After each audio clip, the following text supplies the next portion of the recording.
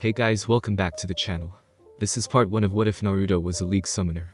If you guys enjoy this What If, and want to see part 2 of it, comment down below, and let me know.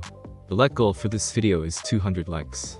So like this video, to let me know that you're interested in this series, and you want the next part. And go ahead, and check out other What Ifs in the channel. Before we start, please do support for more awesome content. Don't forget to subscribe and leave a like, and also share this video with your friends. So let's start this video. Fuck Yasuo and fuck all of his players. No, seriously, fuck all of them. That was one of the many curses that went through Naruto Uzumaki's mind at that moment as he crawled on the ground, feeling his consciousness become fainter and fainter with each second passed. Not having the strength to move anymore, the blonde decided to stop and turn around to look at the sky. Fuck. Naruto muttered as he looked at his hand, and saw nothing but red. His hand was covered in blood, and it was none other than his blood, from the wound on his chest. All it had taken was a moment of hesitation. Just like in a ranked game. Why did he have to die? God damn it. The blonde cursed as his hand fell and a dull thud beside him. So this was the end. Naruto then turned his head a bit, or was it his head, that turned on itself, because he was close to death. Naruto didn't know, but this way, he could see the other boy, the infamous breast lover of Kuo, the school that he also went to, in a similar position as he was on the ground a few feet away from him in a pool of his own blood. He had tried to save that kid, but he had paid a price for it. Fuck. The blonde cursed one last time. His vision had gotten even more blurred than before. Without hesitation, he blurted out his last words, his one reject in life. At least let me get out of bronze before I die. Essa was an unreachable goal now, but he really wanted it. He really wanted to get out of bronze. If it wasn't for that fucking Yasuo one trick then. What a strong desire, over an online game no less. Akeno, can you check on the other boy for me? He then heard a soft and melodic voice before losing consciousness. You didn't summon me here, but let me see what I can do for you. I won't let you die here, Naruto Uzumaki-kun. The school that he went to, Kuo Academy, was a private school. Due to the fact that it used to be an all-girls private school, consequently, the number of girls was still far greater than that of boys, even though that over time the number of boys had increased, with a ratio of 8 to 2. In short, it was where male students could not do what they wanted, but many still tried and did their best to get into it, because of the number of girls, and how short their skirts were, even though the entrance exam was one of the most difficult ever. But even in the normal student body, Naruto Uzumaki stood out as a loner. Many had deduced that, because he was a transfer student who had recently moved into town with his family about a month ago, he couldn't make that many friends so quickly, but in truth, no one had ever seen him talk or associate with anyone but the teachers who asked him to answer their questions. Even during break times, the blonde could be seen sitting in the back either with his studies, or his phone. It's not that Naruto Uzumaki wasn't good looking or repulsive, or anything like that at school, far from it in fact. Many girls in the school had started to consider Naruto to be the most handsome second year that they wouldn't mind having a relationship with, even more so than the prince of Kuo Kibayudo. However, even when some of the more beautiful girls of Kuo came to talk to him, Naruto just left them to themselves and minded his own business. However, his bad boy attitude allowed him to remain on the radar of many female students of the school, and his fame only continued to grow with each day at school. It also helped that Naruto was also the top-ranked student in this school, having achieved top marks in every single subject, even though he never looked like he was trying the hardest in classes. But there was a side to Uzumaki Naruto that none of his classmates knew about. Man, I can't wait anymore, muttered Naruto in his mind as he grabbed his stuff and stood up to leave his class, much to the shock of his classmates, because it was only a short break time, and not the end of school. The blonde was dressed in his usual school uniform, which consisted of a black blazer with white accents over a white, long-sleeve button-down shirt with vertical linings, a black ribbon on the collar and matching colored pants. However, his uniform differed in the fact that he wore black and orange sneakers in place of the usual brown dress shoes. It was obvious that Naruto's uniform had seen better days, but he couldn't care less about it at the moment as he ran out of the new school building, avoiding Momo Hanakai of the student council, who shouted after the blonde to tell him to stop. But of course, a white-haired big-titted beauty was the least of his worries at the moment. Oh my, there goes our new transfer student. Sitting in her clubroom, Ryu's Gremory said with a small smile on her face as she leaned one elbow on the window frame and looked out at the schoolyard, where Naruto Uzumaki was running toward the school gate while being chased by Momo of the student council. For a girl that was 17 years of age, she had an herbless body that surpassed even that of a top-class supermodel, with a large bust catching the eye of most hormonal teenagers. Her blue-green eyes were like the most beautiful crystals that had stolen many feeble hearts, but above everything else about her, her beautiful, flowing crimson hair that covered her back like a curtain of red silk, was no doubt her most beautiful and noticeable feature. Her name was Ryu's Gremory, and she was the most beautiful girl in Kuo Academy. The most famous idol of the school, and the other half of the two great Oni-samas. Oh my, isn't this his third time just this week alone? Her best friend and the vice president of the Occult Research Club, a beautiful with an incredible voluptuous body and very long black hair with violet eyes, Amano Yuuma, sat with an amused smile on her face as she leaned forward and looked out of the window to see Naruto vaulting over the school fence, using the wall next to it as a mount to launch himself over the obstacle. The first two moves were better than perfect, but the third one, however, caused his left foot to trip over one of the arrowheads above the fence, making him lose his balance and fall down on his back. Is he okay? She asked, concerned in her voice. However, from their positions, the two beautiful third year could see him wasting no time to get back onto his feet and run away before Momo could make it to the school gate to check on him. Not bad, for a game addict, Ria said in amusement, before taking another drink from her tea and turning her attention back to her book. Like her best friend, she knew where Naruto Uzumaki was running off to. Running over 3 blocks in less than 5 minutes, it didn't take it long for Naruto to arrive at his destination, the best internet cafe in town, where he then ran into one of the available booths left and took his seat. Smiling for the first time since morning as he leaned back and made himself comfortable. Turning on his PC, he then waited a few seconds for it to boost before he started to log in with his account. Yo, what's up Uzumaki? You're back again? One of the newly arrived customers asked when he walked into the cafe and saw a familiar mop of blonde hair, chuckling humorously to his friends who also recognized Naruto. So, how will it be today? 20 games losing streak before being demoted to Iron. Not in the mood today, Takeshi. Leave me alone, said Naruto as he looked up from behind the screen, but Takeshi gave him the middle finger before walking away with the rest of his 4 friends. Ordering a bowl of ramen and a bottle of water, Naruto then did the thing that he had wanted to do since morning. Logging into his League of Legends account, the game that he's been playing since the moment it came out. While not as famous as it was in Korea or China, League of Legends was still one of the most famous MOBA games here in Japan. It was an online video game that was developed and published by Riot Games. In the game, there were 2 teams of 5, dubbed summoners, dwelling in and defending their own half of the map.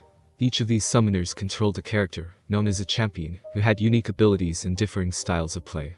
The main goal of the league in its main mode, Summoner's Rift, was to defeat the enemies, attack their base, and destroy their nexus, a large structure that spawned minions and was protected by 11 towers. Here goes. Naruto grinned as he cracked his knuckles and turned his head from side to side before creating a rank lobby and queuing up. He did not have to wait long for his ramen and water to arrive, being served by a beautiful waitress who took a long second to try to start a conversation with the handsome blonde, but his attention was focused on the game. Exactly 1 minute 27 seconds later, he found his game, where he was assigned to the support role on the 2nd slot. What the?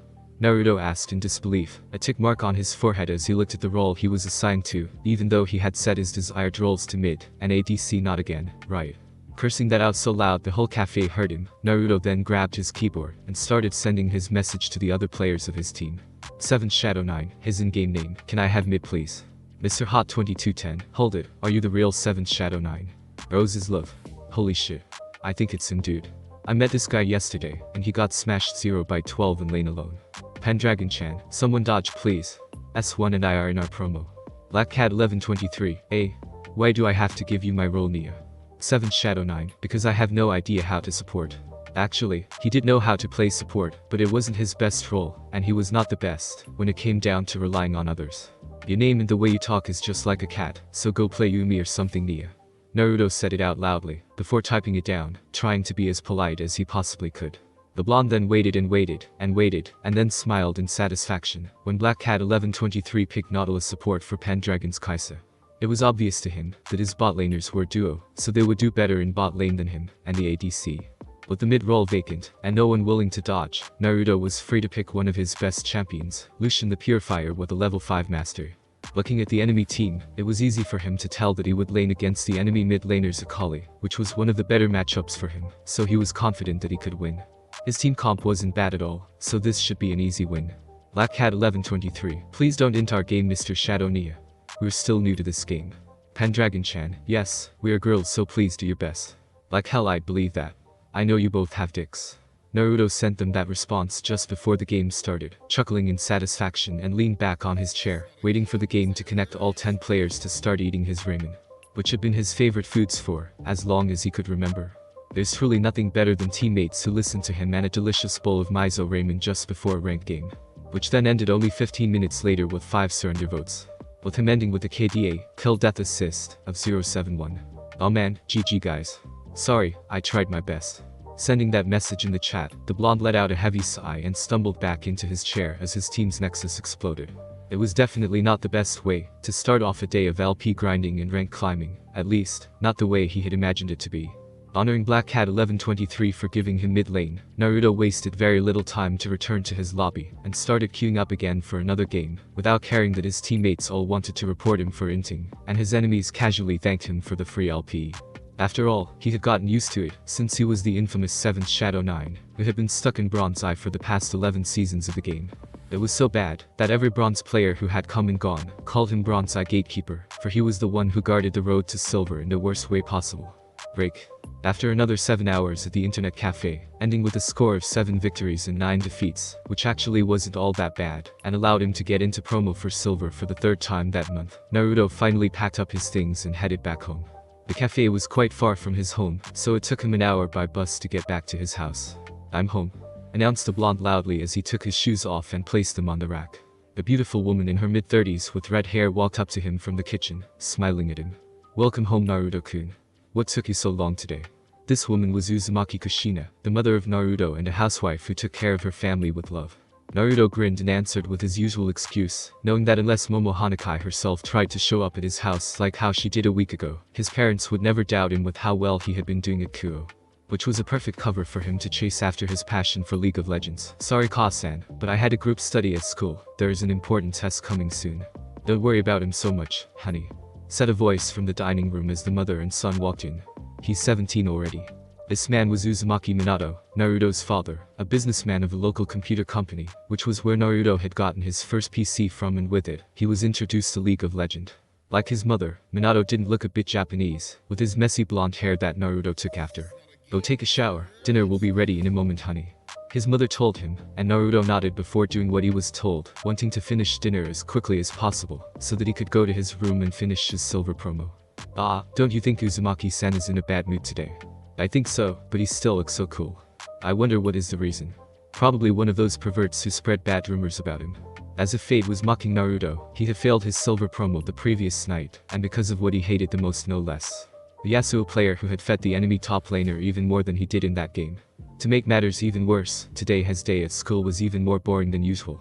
Earlier the teacher had decided that it was time for them to review their past lessons before the big exam, just as what he had told his mother the night before, but Naruto just found it to be useless.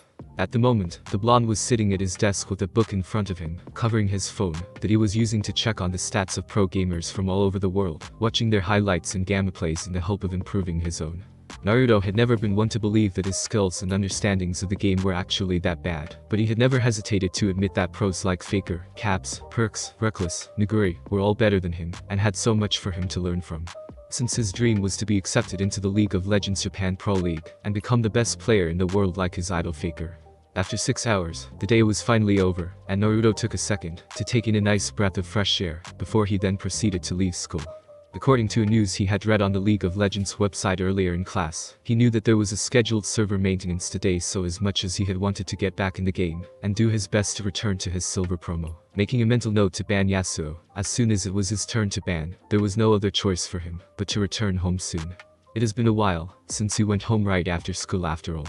But just as fate would have it, Naruto heard a scream coming from a local park. Naruto's eyes widened when he heard the painful scream, and wasted no time to run toward that direction. The blonde made it into the park, and found out the scream came from a small area near a large fountain.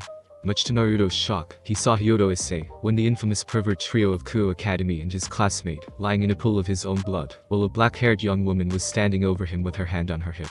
Her outfit consisted of black leather that encircled around and under her breasts, a thong-like piece held around her hips by 3 thin straps, gloves that ran right up her arms with small links of chains hanging from them, shoulder guard-like objects on her shoulders with 3 large spikes sprouting from her right shoulder, and black thigh-high heel boots. However, what shocked him the most was a pair of black feathery wings on her back, like that of Morgana. If it isn't Naruto Uzumaki-kun from Class 2B. The woman turned her head to look at him.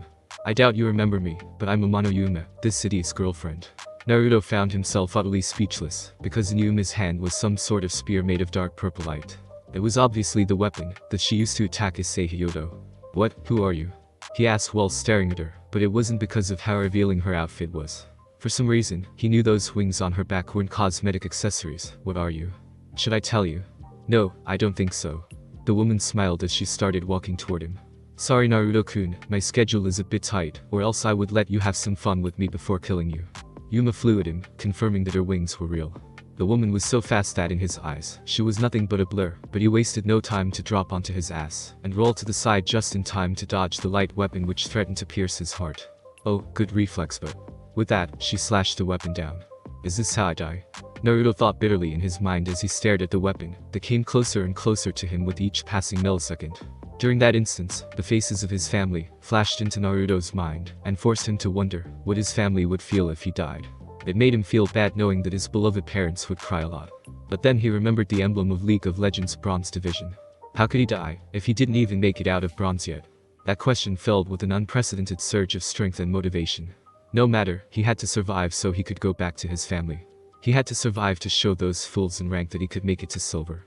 Then, as he raised his hand, at that very second, Naruto felt an unfamiliar feeling surging through his body. It was unlike anything he had felt before. Just before the light weapon reached him, a powerful light erupted from Naruto's fist. Clang.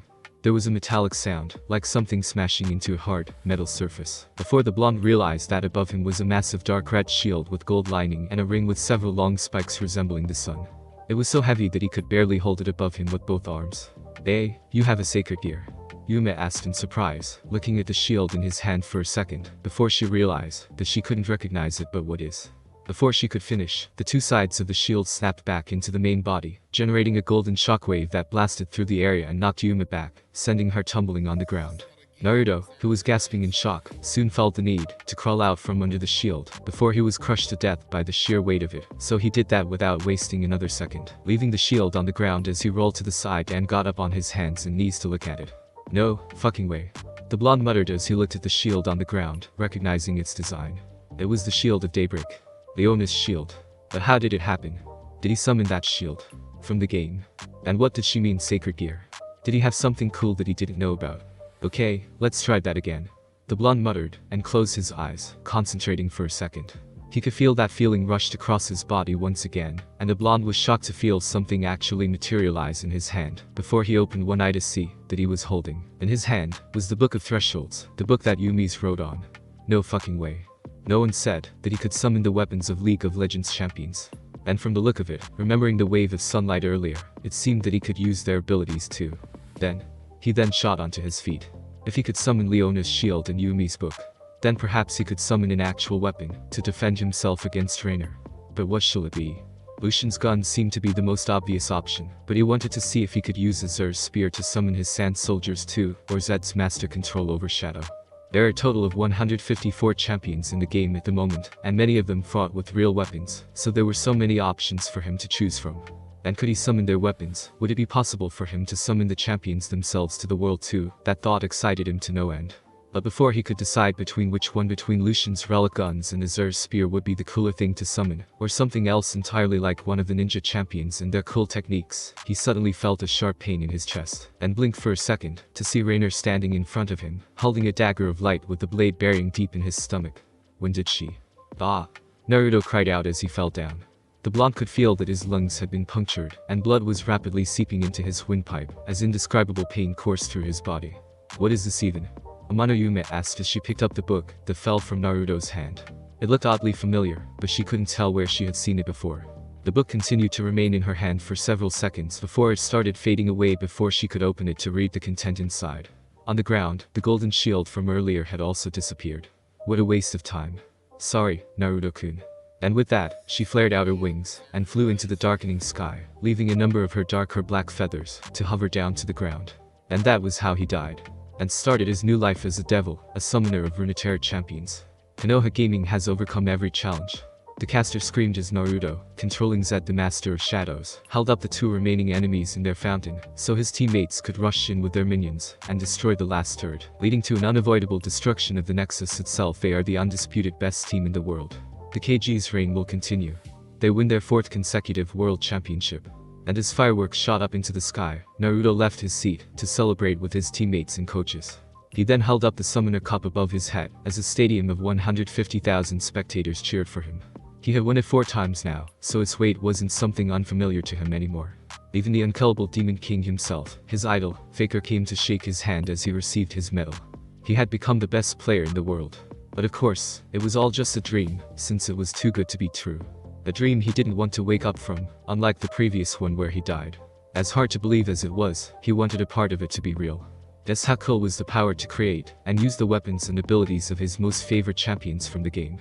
He could hardly imagine what it would feel like to have Zed's master control over Shadow, or be able to fire wave after wave of mystic shots with Ezreal's gauntlet. Golden sunlight poured into the room through the dark orange curtains, as a crisp gentle morning breeze blew in from the spacious balcony, stirring the pleasant but unfamiliar aromatic presences of roses and lavender, as he woke up to see the familiar white ceiling of his room. Out of instinct, Naruto lifted his hand to rub his chest and found that there was no wound. There was not even a scratch or scar, but he did feel a bit fuzzy and tired. So it was a dream, man, muttered the teen as he tried to reach his hand up to rub his face, but found that for some reason he couldn't move his left arm at all, as if there was something holding onto it. Naruto turned his head to look, and was utterly shocked to see some strands of beautiful crimson hair sticking out from under the blanket. There was a weight leaning onto his arm, and it began to move along with a large part of the blanket. The blonde instantly sat up on the bed, and was even more shocked when he saw that he was as naked as he was when he was born. His attention then turned to the hump under his blanket as it started to slowly sit up. Is it morning yet?" asked the girl as she rubbed her eyes next to him. Naruto felt his jaw drop as he sat motionlessly on his bed. What the hell? Naruto knew who she was, having seen her a couple of times before. Her name was Ria's Gremory, and she was the most famous girl at his school, for several good reasons that he was having the chance to witness for the first time. Ria's Gremory senpai. Ria smiled at the shocked look on Naruto's face as she sat up. Ah yes, that's my name. The crimson-haired beauty then looked at herself for a second, before turning her eyes back at him, who was doing his best to look away, smiling mischievously as she continued, "If you want to look, go ahead. I don't care." "Even as you said that, senpai. Is your chest feeling fine now?" Ria suddenly asked, concern in her voice as she looked down at his chest. "You were stabbed yesterday after all." "Wait, stabbed? So it wasn't a dream?" Naruto couldn't help but ask, to which Ria nodded her head in confirmation. "You look awfully excited for someone who has just found out he was on the verge of death, not even 24 hours ago." Ria commented when she saw the smile that made it to his face. "Nevertheless, I healed you. It was critical, but I was able to heal you in one night. Oh, by the way, I am a devil, and I have made you one as well." Smiling casually, she told him with a smile. It was as if it was the most obvious thing to tell someone that she woke up to in the morning, naked.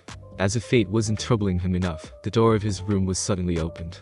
"Naruto-kun, it's time to wake up," called a cheerful Kushina, who wore a yellow apron around her waist as she walked into her son's room. It took her a second to finally absorb the whole situation. "Get ready soon."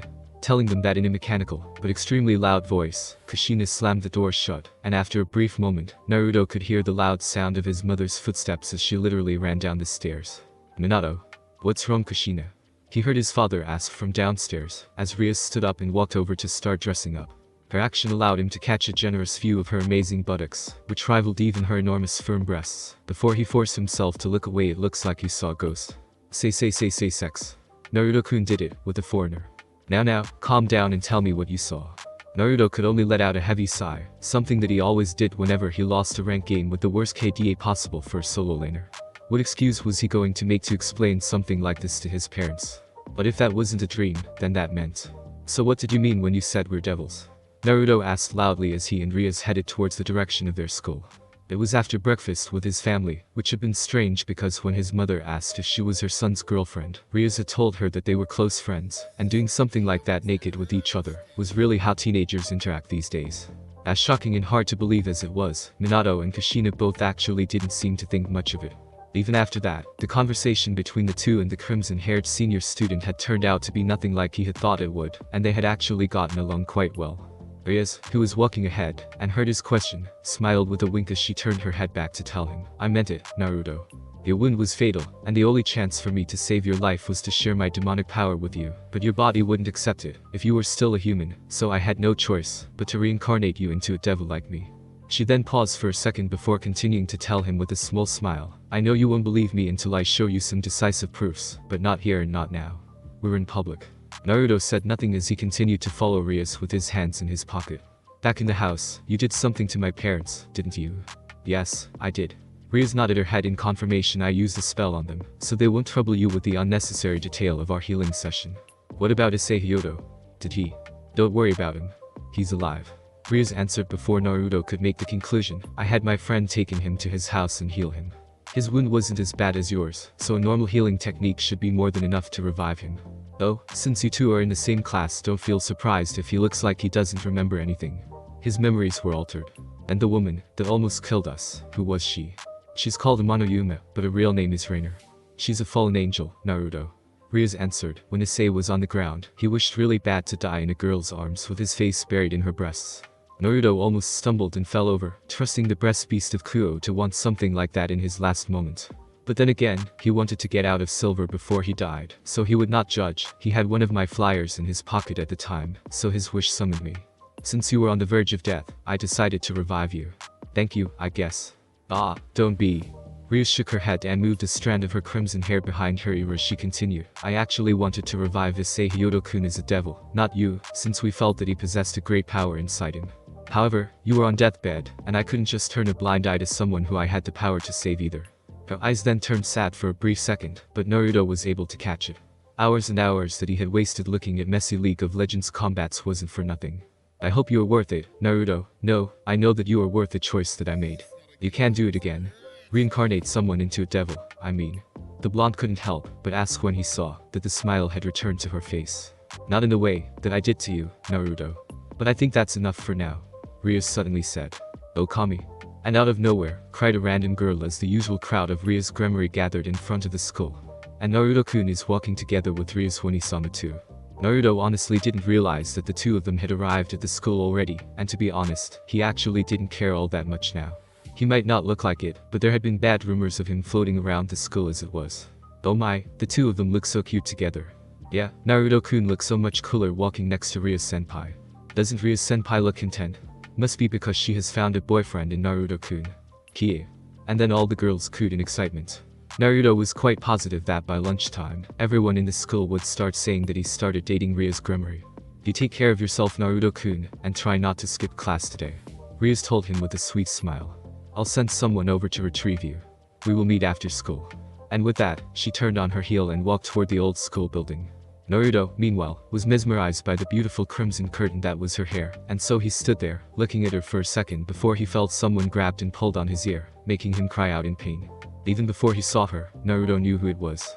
Ouch ouch, Momo-chan, please let go of my ear.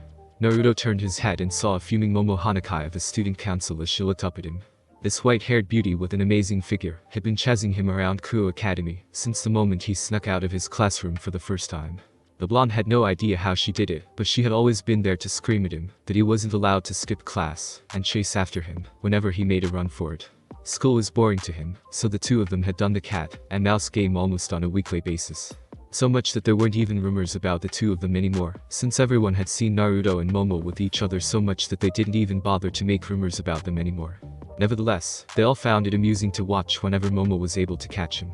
Come with me to see Sonokaichu, Momo said as she pulled him toward the student council office with amazing strength for a girl her frame.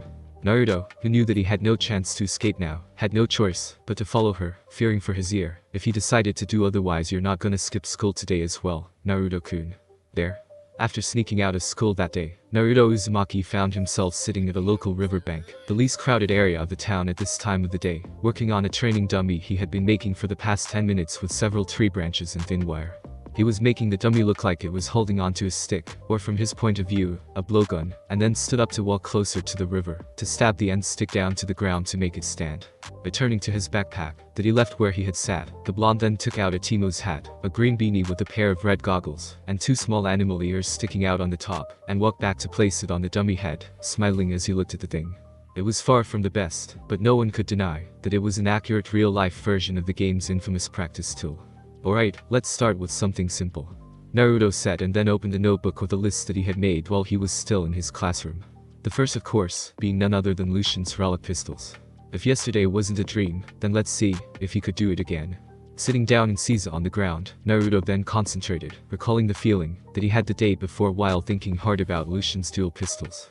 He still had no idea how his power worked, but in a blinding flash of light, Naruto felt something heavy materialize in his hands, and looked to see Lucian's pistols, which were almost as long as his arm and incredibly heavy too. Yes.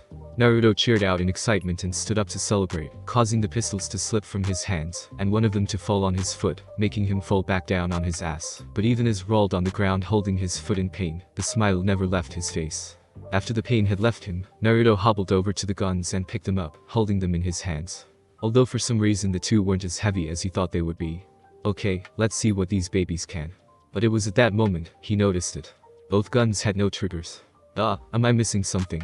The blonde asked in confusion, before he started waving the two pistols around, looking for a way to fire them, but no matter what he tried nothing seemed to work, and made him feel more and more like an idiot with each second.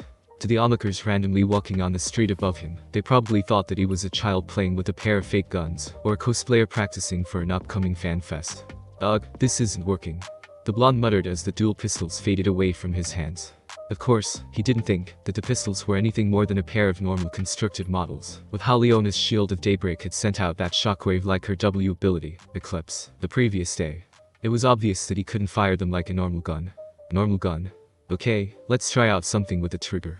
Making a mental note to reread Lucian's lore to find out the problem later on, Naruto walked back to his notebook to cross Lucian's relic pistols from his list, and then stood back up to construct another favorite gun of his. The Whisper. Of course, after he had been able to understand the basics of how his power, or sacred gear as Rainer had called it, worked, it was rather easy for him to do it the fourth time. In a flash, Jin's iconic weapon, the Whisper, materialized in his hand, but it wasn't the only one, as a rifle barrel attachment manifested and attracted itself to an ammunition belt around his hips. Cool. The blonde exclaimed, but he still had no idea how his sacred gear worked. He didn't think about the rifle barrel attachment of the ammunition belt, but they still manifested with the pistol. Okay, let's see it. He turned the Whisper at the dummy, and then pulled the trigger. The first shot was as powerful as he had seen it to be in the game, and the sound it made was far from a whisper. Almost as soon as the bullet left the barrel, Naruto felt the exhausted force knocked into his face, causing his front hair to sweep back. The recoil was so powerful that if he hadn't taken a firm stance, then he would have been knocked onto his back. The shot itself was also devastating, as the entire head of the Teemo training dummy was blown off, sending the hat into the air, before falling back down in a dull thud. Holy shit. The blonde muttered in amazement. However, he felt numb in the arm after that. If that was the first shot, then what of the fourth one? Jin's passive innate death in 4 acts made it so that he had to reload after every 4 shots of basic attacks, but the final round would critical strike and deal the target's missing health as bonus damage. While he doubted that it would work the same here in the real world with the whole bonus thing, there was a chance that the 4th shot would no doubt be the most powerful. Let's find out. Double-checking to make sure that no one was around, Naruto then fired the next 2 shots into the river. It was as devastating and crazy as the first one, but almost as soon as the 3rd bullet had left the gun, a faint aura started to radiate from the bullet chamber of the Whisper, and the gun itself was vibrating, as if it was asking him to fire, showing that the Whisper indeed worked just like how it was in the game. Okay, let's not fire that now. Naruto muttered nervously as he sat down and reloaded, testing how fast he could do it. After a few tries, he was able to reduce the time down to 5 seconds, which was double the time Jin could in the game, but he had no complaints. Okay, but how does this work? He then removed the rifle barrel from his belt and tried to connect it with the pistol to create Jin's ultimate ability, Curtain Call, which let him snipe down enemies from afar. After a few minutes of examining and trying, Naruto was able to fuse the two with each other, creating a sniper rifle that, in all honesty, looked more like a cannon. After he was satisfied with Jin's pistol and decided that it was useful, the blonde let it fade away and went to his notebook to start doing some real tests. After 3.5 hours, he had come to several conclusions. Weapons with simple activation mechanisms, like Jin's pistol or Tristana's rocket cannon launcher the Boomer, were easy enough for him to use. The melee class, like Yasuo's sword, bless his sword for thinking about summoning that, or Leona's Zenith Blade, was also not that difficult. However, he didn't have an idea how to use their abilities. For example, abilities like Yasuo's Q, Steel Tempest. It was an ability that when he thrust the sword forward fast enough and hit something twice, a whirlwind would be generated from the sword, allowing him to send it out at his next attack and knock enemies in the air. His second ability, Wind Wall, however, wasn't created when he slashed his sword on the ground horizontally like how the Unforgiven did it in the game. He also couldn't dash the same way Yasuo did with his third ability, and blink to an airborne enemy to slash them multiple times, like how Yasuo did without running at them first.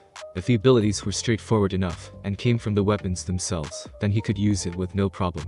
Like Jace's Hextech Hammer, had buttons on the handles that allowed him to switch between cannon form and hammer form, as well as choose which abilities he wanted to use, so bless the Defender of Tomorrow for doing something like that.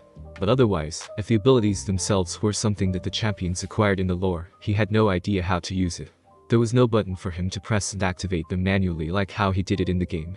Which took him to the problem with the mages, those who use actual magic. For example, he could actually construct a Hari's orb, but all that he could do with it was bouncing it around.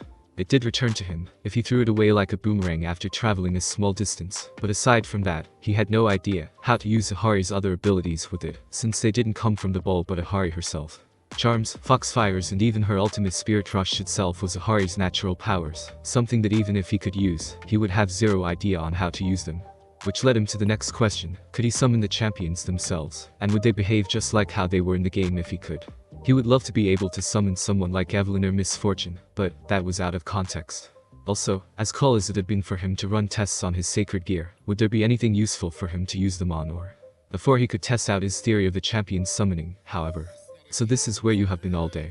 He then heard a voice and looked up to see Ria's Gremory standing above looking down at him with a nonchalant expression on her face, as she had her arms crossed under her breasts, and a bat-like creature rested on her shoulder. Standing next to her, meanwhile, was someone that made his face pale. Ria's senpai, Sona Kaichu. So he's your new servant, Rias. Sona Shitori, the president of the student council, asked stoically as she looked at her crimson-haired friend. You know, at least he's not at the internet cafe downtown. And this, Naruto, is our base of operation. Ria's introduced as she led Naruto into her clubroom, located on the second floor of the old school building. It was the famous Occult Research Club that consisted of the most famous and best-looking students at Kuo, a wood-paneled room with Victorian couches and chairs along the walls. It also had a bathtub, for whatever reason he decided not to ask. Sitting on one of the couches was a petite girl with white hair and abnormal yellow eyes. The front of her hair had 2 long bangs going past her shoulders, and several loose bangs that hung over her forehead, while the back had a short bob cut, with a black cat hair clip on both sides of her hair. She wore the girl's uniform, but seemed to have discarded the shoulder cape. He knew her. Her name was Kaneko Toju, a first-year student and the cute mascot of Kuo Academy. The next person that was in the room was a handsome young man dressed in the standard version of Kuo Academy's uniform for male students. He had short blonde hair, blue eyes and a mole underneath his left eye. His name was Udo Kiba, and he was the second most handsome second year of Kuo who was adored by many female students, and hated by other male students, kinda like him. The last was the other half of Kuo Academy's 2 grade 1 Isama, Akeno Himejima, a beautiful woman with an extremely voluptuous figure that rivaled even that of Ria's Gremory herself. She had very long black hair, and violet eyes. Her hair was tied in a long ponytail, reaching all the way down to her ankles, with 2 strands sticking out from the top, with an orange ribbon holding it at the back of her head. Like the other 2 girls, she wore the girl's uniform with black knee-length socks. I take it that you know everyone in this room? Rias asked, turning over to look at him as she came to stand at her queen's side, while her servants took turns introducing themselves to Naruto. He then looked around for a second, before nodding his head at them. So I'll be frank with you here. We are all devils. He doesn't look that surprised. Akeno commented with a soft smile. Well, cause that's not the craziest thing for me today. Naruto answered with a chuckle as he closed the door and walked into the room. So you believe me? I can't see how else that I am alive now, but... He then raised his hand. I have one question. Go ahead. Can you turn me back to a human? He asked with a very straight face, making Rias and her club look at him in surprise. I'm grateful that you decided to save my life, senpai, even though it was never your intention. But I'd rather not become anyone devil's servant, and continue on normally with my life, thank you. How do I say it? I don't think it works that way, Naruto. Rias shook her head as she told him. She had expected him to ask her that, since she turned him into a devil against his will. Once you have become a devil, there is no turning back for you. The devices that I used to turn you into a devil, it has become parts of you now. I'm sorry, Naruto, but I can't turn you back. I see. You don't have to worry about it, Naruto-kun. Kibayudo said with a small smile. Bucho here is a devil who comes from a devil clan that is famous for their extraordinary affection for their servants. So into her, we are more like her family than anything else. Naruto then took a second to look around the clubroom, and saw that even the usual emotionless Kaneko seemed to share the same feeling as Kiba. This is not a trick, right? The blonde asked, before nodding his head. At least it would give him a reason to use his sacred gear. Okay then, I guess I will stick around, but don't think I will start calling you Mistress Rias or something like that. Don't worry about it, Naruto. Rias said with a wave of her hand. The Occult Research Club is our facade, but it is also a hobby of mine, and it works and functions like a normal club here in Kuo, so I'm fine with everyone addressing me as Bucho around here. Great, what about Sona Shitori Kaichu? Is she a devil too? Yes, she and the members of the student council are devils. Her real name is Sona Citri, the heiress of the Citri clan. Rias nodded her head in confirmation. So that meant Momo Hanakai was also a devil. No wonder why that girl had such ridiculous strength and could chase after him for so long. Naruto had noticed that, from lifting Leona's shield of daybreak earlier, he had become a lot stronger and faster after becoming a devil, so it wasn't so bad. Ryuz then went to sit down on the couch next to Kaneko, and took out a small document under the table, before showing it to him. Naruto, who went over to sit down on the sofa on the other side of the table, looked at it, and saw a picture of Amano Yuuma, or Rainer, since you snuck out of school again today. Naruto smiled sheepishly at the, you probably don't know that she had left your class and erased memories of her from your classmates' minds.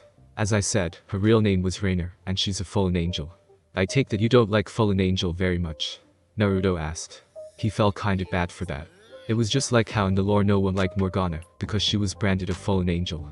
In game, well, her black shield was troublesome to deal with as it blocked all crowd control effects. Because Rainer was a fallen angel, no doubt that there was also angel out there. Yes, the truth is that we, the devils, have been in a state of war against the fallen angels since ancient times. Devils form pacts with humans, receiving their sacrifices which increases our wealth and powers, while the fallen angels, on the other hand, control humans to eliminate demons. In addition, there are the angels, who come here by divine order to try to eliminate the two races. With that, we have the three biblical factions. This has been going on since antiquity. Ah, so it's like Kale and Morgana with an added faction. Naruto nodded his head in understanding. If he put it that way, then it was much easier for him to understand. However, the look on Ria's face showed him that she had no idea what he was talking about. In League of Legend, Kale is an angel, while Morgana is a fallen. The two are sisters and their relationship is like a real-life angel and fallen angel. That instance, Naruto swung his head to look at Kaneko so fast that he almost dislocated his own neck, after he heard her explaining that to Rias in her emotionless tone. Kaneko-chan, I didn't know that you also play League. Naruto asked with eyes sparkling in excitement, what rank are you? I'm Diamond 2nd, Bronze Senpai. His face fell, and his shoulders slumped instantly after that. A dark cloud hovered over his head as Kaneko then went on to mercilessly explain to everyone that Bronze was the second worst rank in the game. How does she know that even? Does she also know that he was also 7th Shadow 9, the infamous gatekeeper of Bronze Division? If Rias and the others knew he had been going to that internet cafe downtown, then no doubt she would know that too. Oh my. It was Akeno who said that behind a hand covering her mouth, obviously. Anyway. Rias chuckled forcefully as she continued, looking to change the subject to save her new servant some face. I believe the reason Rainer, who came to this school as Amano Yuuma, and attended your class, because she believed Issei Hyodo-kun had a dangerous sacred gear inside him. About that, what is sacred gear anyway? Naruto couldn't help but ask. Rainer mentioned that I had one too, but I didn't know what it was. Rias widened her eyes in surprise before turning her head to look at her servants for a moment, before turning back to explain it to him. Well, sacred gear, also known as God's artifacts, are items with powerful abilities bestowed upon humans by God of the Bible. Rias said, several individuals with sacred gears have grown to become some of the most powerful and influential, with their names etched into human history. Some like Einstein, Abraham Lincoln or Oda Nobunaga were all sacred gear possessors. Most sacred gears have characteristics that are only useful in human society, but there are also exceptional powerful sacred gears that are a threat to us, devils and fallen angels, like the one Issei has. So Rainer killed him, because she perceived it as a threat. She then paused for a second, before asking, how did Rainer know you have a sacred gear, Naruto? Akeno and I couldn't tell, if you had one. Did you somehow awaken and summon it? Even now, it was hard for her to tell if Naruto really had a sacred gear. I did. Naruto nodded his head, suddenly feeling excited again. Can you show it to us? Rias asked curiously. In a place with so much demonic power like this room, it's easy for it to manifest itself. Sure. Which one should it be? Naruto muttered, more to himself than to Rias before an idea came to him. Smirking evilly, Naruto stood up and raised one arm in the air. In a flash, a blowgun manifested itself in his hand. This is my sacred gear, he declared, and raised the blowgun to his mouth before blowing out a small dart, which hit the door, and created a small cloud of dark poison smoke which lasted for a second before fading. Rias had an urge to facepalm. A blowgun. That was his sacred gear. Aside from the fact that she had never seen, or even heard of it before, how could a blowgun be considered a sacred gear? Around the clubroom, most of her servants seemed to be having the same thought as she was. Kaneko, on the other hand, seemed to be the only one having a different idea. She had been sweets from a dish since the moment he entered the room, but didn't do it anymore when she saw the blowgun and recognized its design. Recognize it, Kaneko-chan? Naruto asked, and tossed the blowgun over to Kaneko, who caught it in one hand, before nodding her head. A diamond like her shouldn't have that much of a problem recognizing one of the most iconic weapons of the game. It's Teemo's blowgun. I can create his mushrooms too. Naruto cheered and created Teemo's ultimate ability, the most annoying trap of the game, Noxious Trap, in his hands, before he started to juggle it as carefully as he possibly could, while not looking. Wanna see what happened if I drop one of them? he asked, making the white-haired girl widen his eyes in shock. It was his first time seeing that look on her face. It was then that Naruto tossed the mushrooms into the air, made them disappear along with the blowgun in Kaneko's hand, and then created Kale's Starfire spell blade in one hand, before stabbing it down to the table between them, shocking everyone in the room with the intense power radiating from it. With a confident smile on his face, he asked, "So, wanna 1v1 me, Kaneko-chan?" It felt like he was in an incredible situation. Thanks for listening. I do hope you enjoyed. If you want a next part of this video, like, subscribe, and comment down below, and turn on that bell notification. And also check out the other videos that I have created, and enjoy. See you in the next video. Peace.